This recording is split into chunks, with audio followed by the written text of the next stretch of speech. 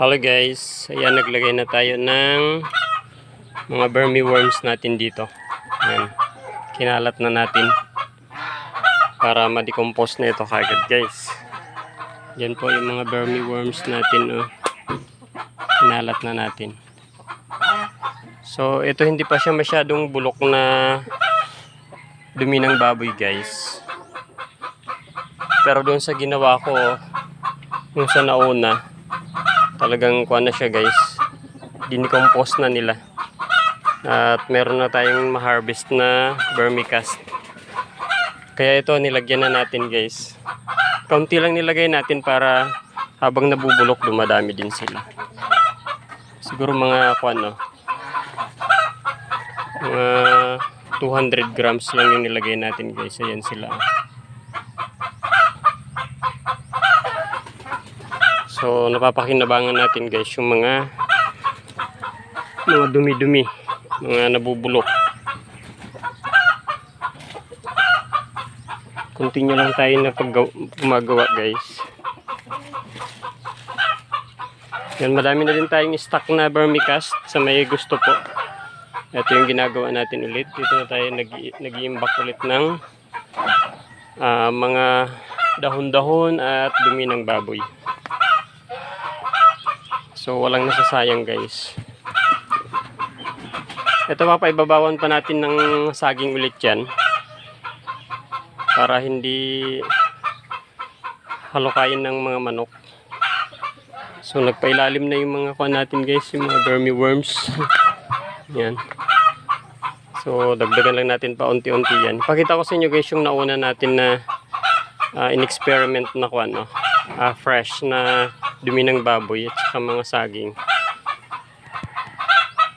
Nag-harvest na ako kanina doon, pero pakita ko sa inyo ang bilis niyang na-decompose. So ito guys yung in-experiment natin na fresh na dumi ng baboy. Tsaka nag-alternate tayo ng mga katawan ng saging, dahon. And mapansin niyo guys, oh, marami na tayong pwedeng ma-harvest na vermicast dito sa part na ito na may na-harvest na ako kanina. So ipapakita ko sa inyo kung gaano siya kabilis. So ito guys, itong buhaghag dito sa part na to, ayan, ito na yung vermicast. Ayan, so dumi ng ating mga vermiworms. Ayan. So ang bilis niya guys. So dati ang alam ko yung mga stock lang talaga na dumi ng baboy, yung talagang dry na matagal na. Pero pwede pala kahit yung fresh guys. Ito na siya. Vermicast na siya guys.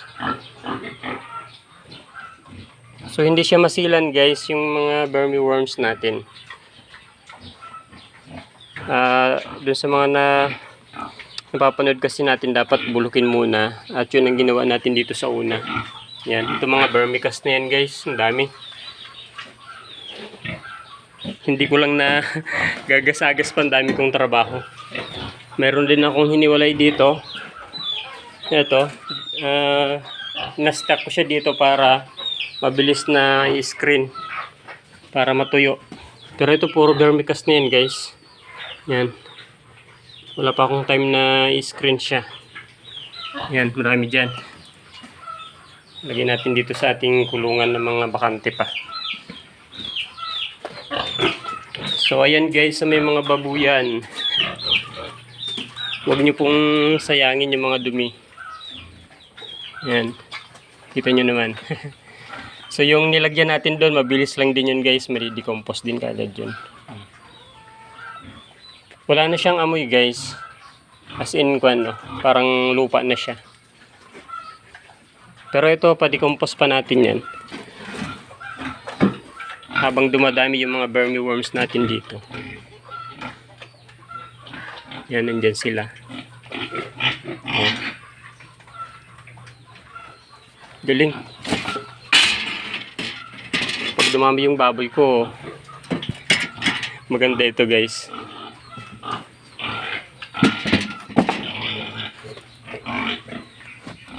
Tingnan natin sa part na ito. Yan, no? Yan, vermicast na guys, oh. Sobrang buhaghag na, oh. Oh. Grabe. Yan, share ko lang guys sa mga gustong mag-try ng ganito. Pwede kayong kumuha din sa akin ng vermiworms. Madami na tayo dito guys.